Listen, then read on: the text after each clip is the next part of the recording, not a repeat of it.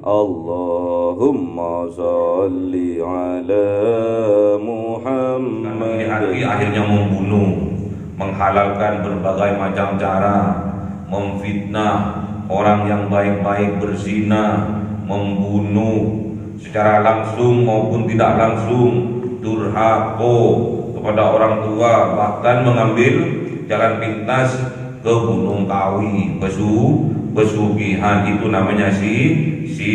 Jauhi syirik, jauhi dosa-dosa besar, maka dosa-dosa kecil akan dihapuskan.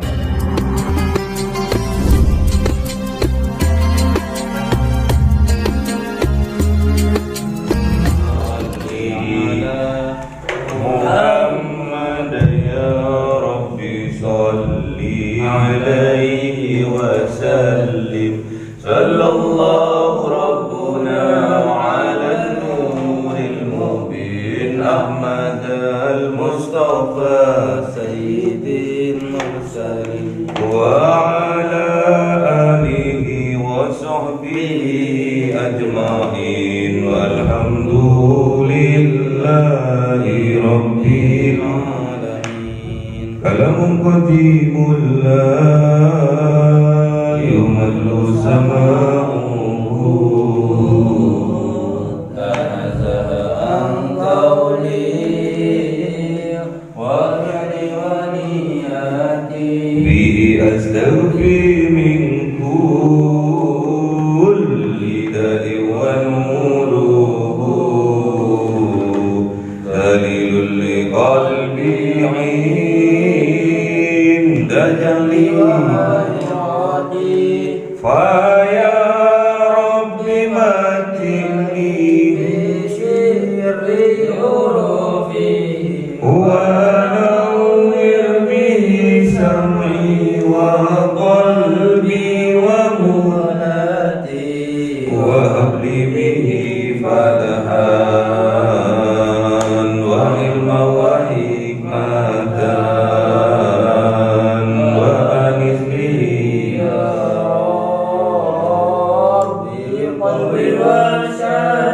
وصل وسلم كل يوم وليلة على به الرحمن يقبل توبتي وآل وأصحابي كرام أئمتي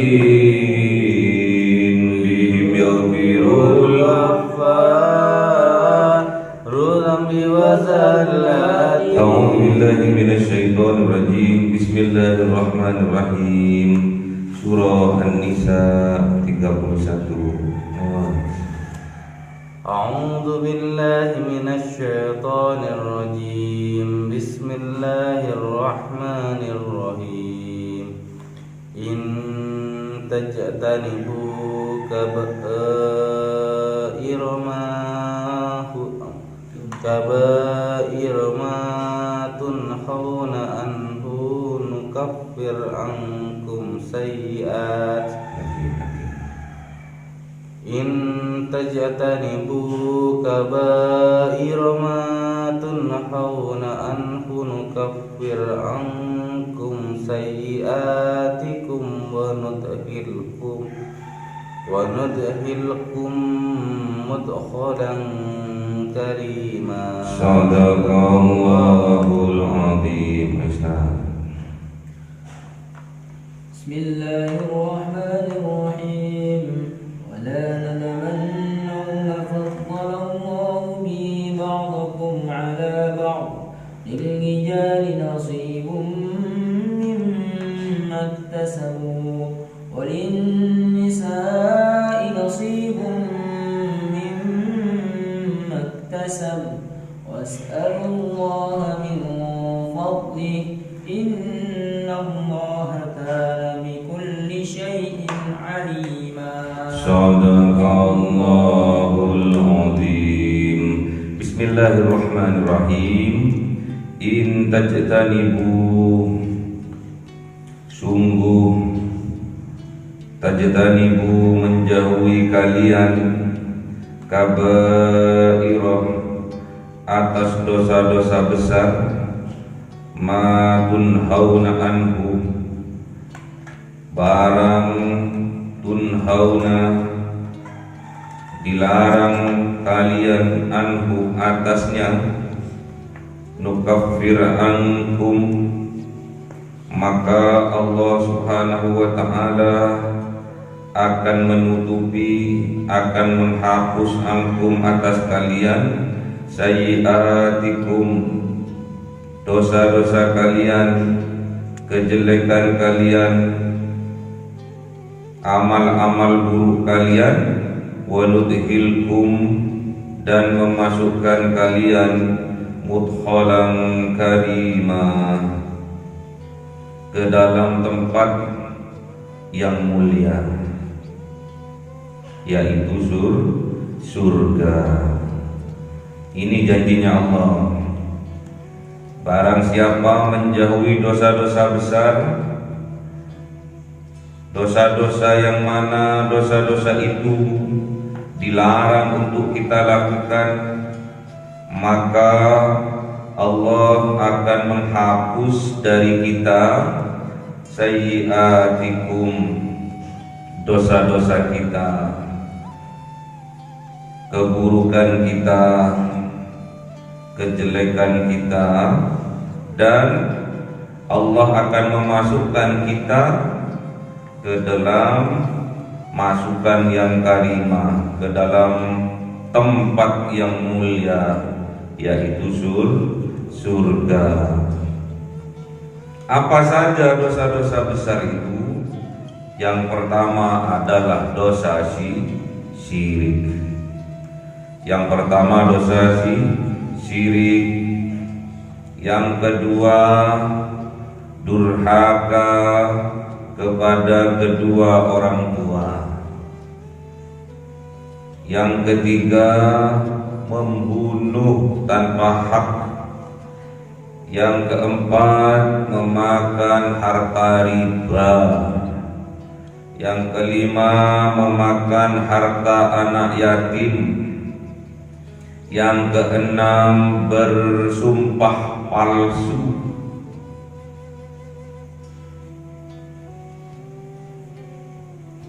Yang ketujuh menuduh orang baik-baik berzina. Itu diantara dosa-dosa besar oleh Kanjeng Nabi diterangkan kepada kita.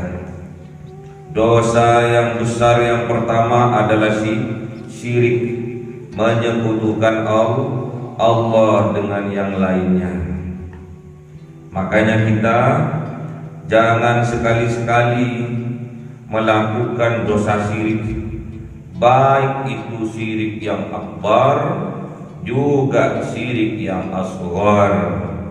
Syirik yang akbar itu menyekutukan Allah, menyamakan Allah dengan makhluknya, nyembah pohon beringin, nyembah patung-patung, nyembah makom-makom keramat. Itu syirik besar. Syirik kecil beribadah tidak karena Allah, karena orang lain, karena makhluknya, yang dinamakan riya. Riya itu adalah syirkul asghar, syirik yang kecil. Hindari itu. Tatkala kita jadi imam, awalnya niatnya setelah suratul Fatihah kita membaca Qul huwallahu ahad. Namun karena yang jadi makmum calon mertuanya jadi makmum masbuk baru datang, batuk-batuk kok kerungu. Waduh, ini suara batuk calon mertua ini. Habis itu diganti dengan surat Yasin ya. Yang awalnya untuk rakaat kedua baca An-Nas diganti dengan suratul Waqiah ya. Itu namanya syirik kecil, riya. Melakukan sesuatu bukan karena Allah namun karena orang lain. Hati. Jadi dosa itu ada yang nyata, ada yang samar. Kalau syirik yang nyata, nyembah pohon, nyembah patung, nyembah berhala, itu namanya syirik yang nyata. Ada syirik yang samar. Kok syirik kok nyamar? Ada syirik yang samar, yaitu riya, hati. Yang kedua, durhaka kepada kedua orang tua. Ada durhaka yang nyata, sampean pisoni, sampean marahi orang tuanya, sampean pukuli orang tuanya. Karena orang tuanya sudah tua renta, sampean terlantarkan orang tuanya. Yang dulu merawat sampean mulai dari kecil sampai jadi orang sukses, sampai mendapatkan istri yang cantik. Namun setelah sukses, sampean buang orang tuanya, sampean terlantarkan orang tuanya, sampean caci maki orang tuanya. Itu namanya durhaka yang besar, yang nyata. Ada juga durhaka kepada orang tua yang samar. Tatkala orang tua meyakini sampean anak yang soleh, yang berbakti, dikuliahkan, dipondokkan, disekolahkan. Namun tatkala sampean disekolahkan, tatkala sampean dikuliahkan, sampean enggak temenan belajarnya, enggak sungguh belajarnya. Itu namanya durhaka yang sama. Ada juga dosa besar membunuh orang tanpa hak. Kalau secara terang-terangan kita menyembelih orang, kita menebas lehernya orang mati, itu namanya dosa besar yang nyata. Ada juga membunuh yang samar. Ini kebanyakan dalam keluarga. Suaminya bekerja keras, banting tulang untuk menafkahi istri dan anak-anaknya. Namun setiap datang dari bekerjanya capek, malah tidak digubris, tidak direken, tidak dilayani dengan sopan layaknya suami, malah dipisui, malah marah-marahi karena membawa uang hanya sedikit. Piye to Pak? Piye to Mas? Bawa uang kok 10 wae. Kate tuku opo iki? Beli ikan aja gak cukup ini, piye sampean ini? Tiap hari suaminya dimarah-marahi. Kok pas tepak juga suaminya istri, ikatan suami takut istri. Suwi-suwi legrek suaminya suwi-suwi, lama-lama legrek. Sudah capek lahirnya, capek batinnya, suwi-suwi sakit-sakitan, lama-lama sakitan, batuk-batuk. Akhirnya karena sering mikir, kena paru-paru basah, batuk-batuk, akhirnya batuk darah, akhirnya cepat mati. Para istri, hati-hati, jangan bunuh suamimu dengan secara samar. Kok ada suami takut, suami itu qawwamuna 'ala nisa, pengayom, penjaga atas istri. Jangan dibalik ya. Kalau dibalik nanti suaminya cepat matinya. Makanya hati-hati dalam mencari istri.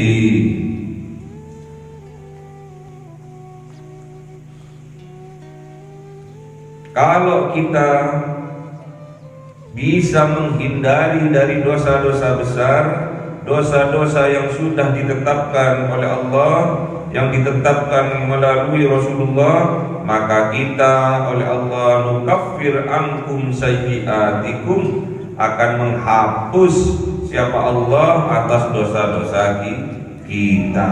Otomatis kalau kita menghindari dosa-dosa besar, otomatis dosa-dosa kecil akan terhapuskan. Itulah ghafurur rahimnya Allah. Wa nudkhilukum mudkhalan karima, dan besok kelak di yaumil qiyamah kita akan dimasukkan oleh Allah ke dalam tempat yang mulia, yaitu surga. Semoga kita ditakdirkan oleh Allah menempati surganya. Amin.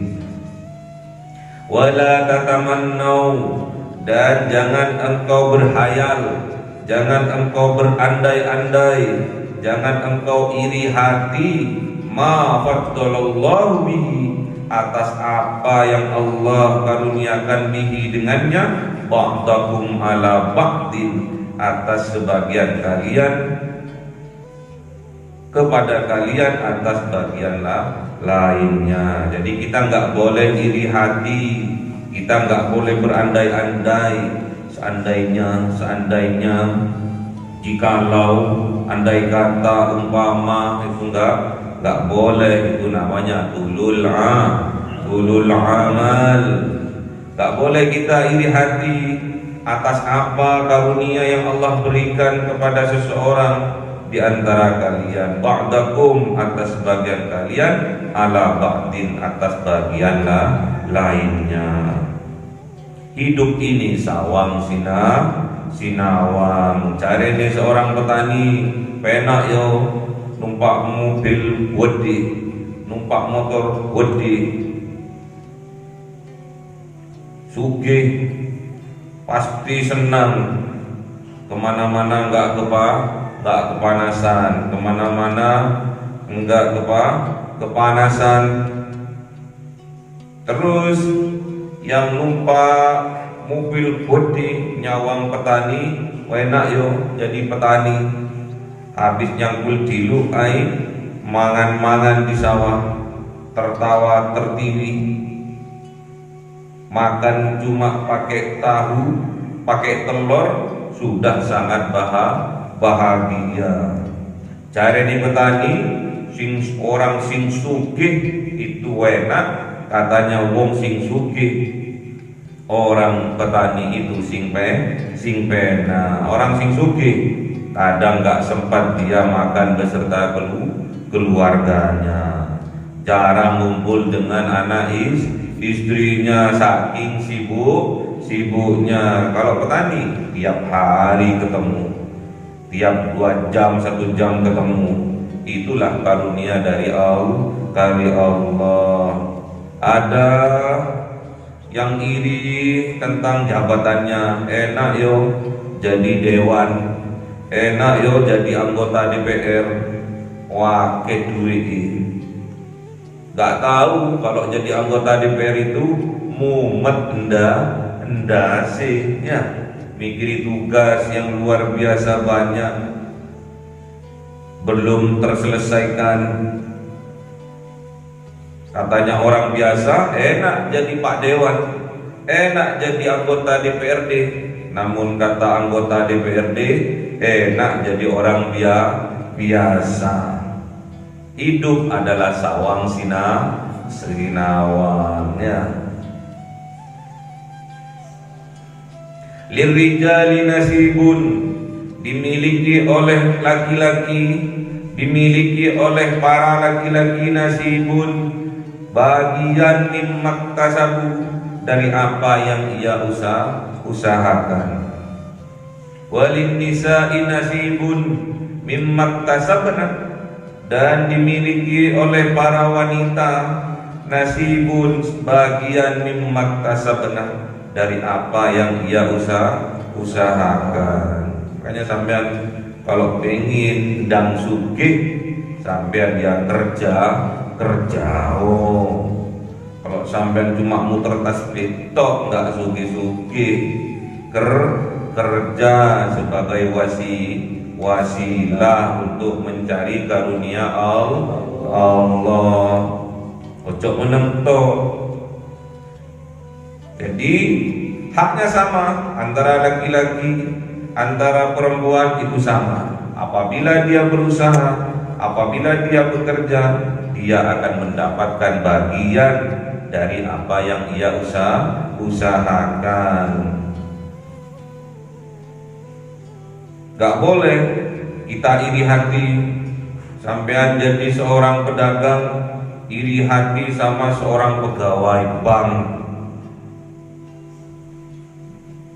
Karena hidup ini sawang sinawang. Semakin tinggi pangkat dan jabatan seseorang, semakin berat pula tanggung jawabnya. Seorang santri gak boleh iri atas kiainya. Kiainya tiap hari ada tamu ngamplopi.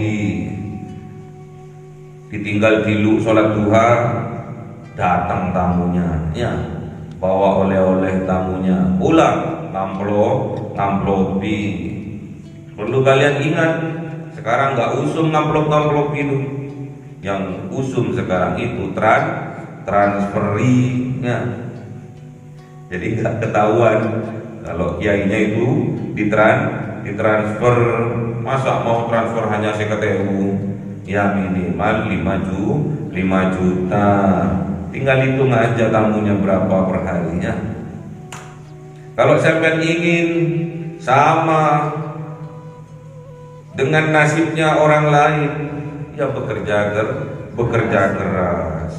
Masalah rezeki Allah yang tentukan. Syaratnya kita harus bekerja keras, pinter titik, bekerja cerdas, alim titik, bekerja ikhlas, komplit, bekerja tuntas.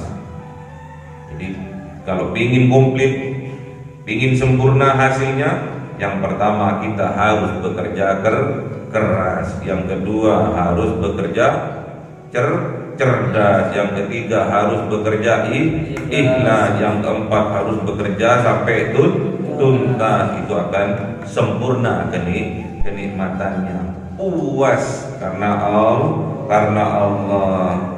Kalau pingin mintanya ke siapa? Was'alullah min fadli. Mintalah kepada Allah min fadlihi, dari karunia-Nya. Karena yang memiliki karunia hanyalah Allah, yang sugih itu Gusti Allah.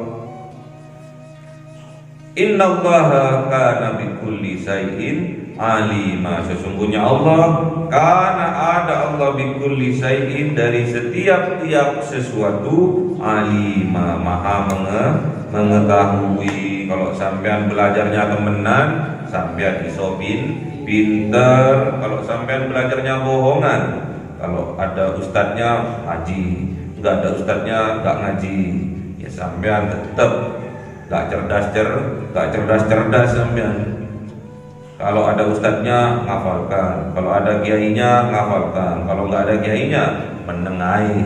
Yang nggak hafal hafal, biasanya hafal 1 juz 1 bulan, malah cuma hafal 1 lembar 1 bulan. Iya, hafal. Ya. Kita nggak boleh iri hati. Karena nanti kalau kita iri hati, kita akan mempunyai sifat dengki. Kenapa kok kita iri hati? Karena kita tidak sanggup berbuat seperti yang mereka lakukan. Makanya akhirnya iri hati. Setelah ditumpuk-tumpuk akhirnya dengki, hasad. Iyyakum wal hasadah fa innal hasadah ya'kulunal hasanati kama ta'kulun narul khotob.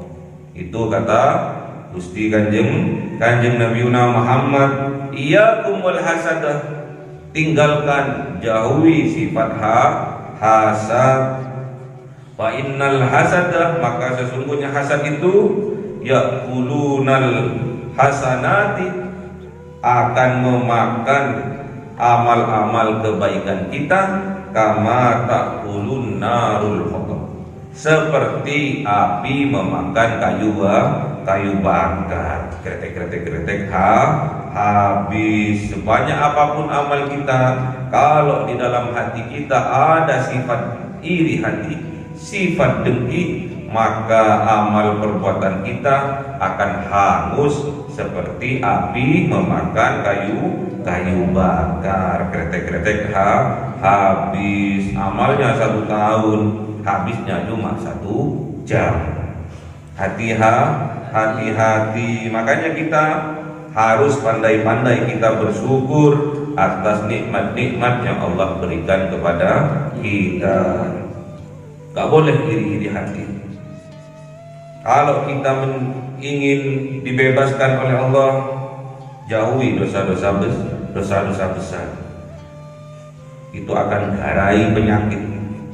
Bapak moyangnya penyakit adalah berdusta. Hati-hati. Awalnya penyakit semua karena berdusta dan mendustakan. Awalnya penyakit adalah berdusta dan mendustakan karunia Allah. Boleh kita mendustakan karunia Allah, nikmat-nikmat yang Allah berikan kepada kita, kepada saudara-saudara kita. Kok gak podo yo? Nikmatku cuma, rezekiku sehari cuma 1.000, tonggoku kok 1 juta yo. Kok gak podo yo? Itu namanya mendustakan nikmat-nikmatnya Allah, mendustakan karunia-karunianya Allah, mendustakan takdirnya Allah yang diberikan kepada orang lain. Ditakdir dia itu 1 bulan dapat 500 juta, kita ditakdir 1 bulan cuma UMR, kita nggak boleh iri hati. Terus karena iri hati akhirnya membunuh, menghalalkan berbagai macam cara, memfitnah orang yang baik-baik, berzina, membunuh secara langsung maupun tidak langsung, durhaka kepada orang tua, bahkan mengambil jalan pintas ke Gunung Kawi, pesugihan. Itu namanya syirik. Jauhi syirik, jauhi dosa-dosa besar, maka dosa-dosa kecil akan dihapuskan oleh Allah otomatis. Dan kita besok akan dimasukkan ke dalam surganya Allah Subhanahu wa ta'ala. Kita harus beristighfar agar dosa-dosa kita dihapuskan oleh Allah. Kita harus sadar diri atas apa yang kita lakukan. Makanya kita harus setiap hari introspeksi diri. Banyak mana antara amal baik kita dan amal buruk kita. Kita minta ampunnya ke siapa? Tatkala kita mengerjakan kezaliman, mengerjakan kemaksiatan, kita minta ampunnya kepada Allah. Walladzina idza fa'alu fahisatan aw zalamu anfusahum dzukirallahu wastaghfaru lidzunubihim wa may yaghfiru dzunuba illallah. Makanya tatkala orang-orang yang ketika melakukan fahisah, perbuatan yang keji, au zalamu anfusahum, dan perbuatan yang mendolimi dirinya dan orang lain, Yang harus dilakukan pertama kali adalah ingat kepada Allah. Sadari itu, ya Allah, kok aku bisa ya mengerjakan kemaksiatan ini, kok aku bisa ya melakukan perbuatan yang fahisyah ini. Sadari dulu, akui dulu, kemudian kita fastaghfirullah, minta ampun kepada Allah. Fastaghfiru lidzunubihim, maka kita minta ampun atas dosa-dosa kita. Namun ingat, wa may yaghfirudz dzunuba illallah, dan ingat, yang bisa menghapus dosa-dosa kita tidak ada lain kecuali Allah. Makanya kita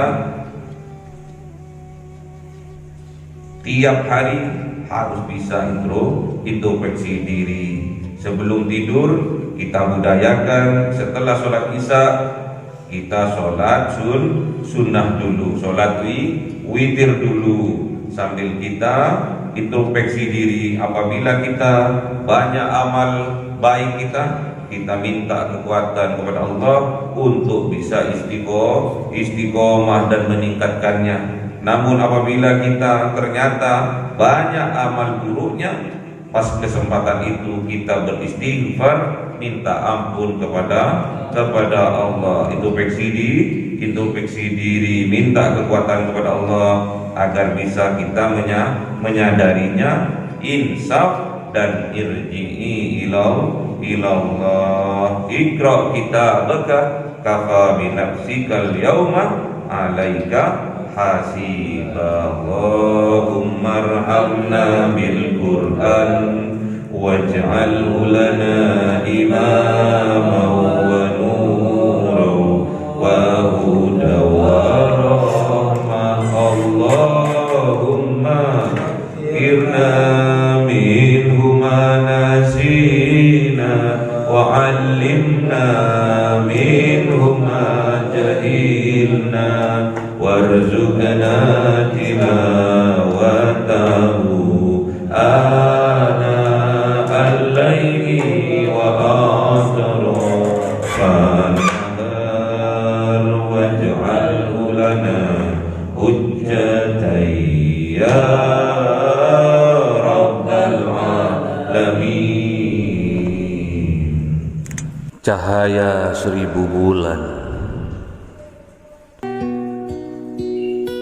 yang dimasukkan oleh malaikat ke dalam hati seorang hamba pilihan atas perintah Tuhannya, memancar dengan dahsyat penuh cinta, menembus relung-relung jiwa yang gelap penuh nista, berubah menjadi terang penuh kasih sayang.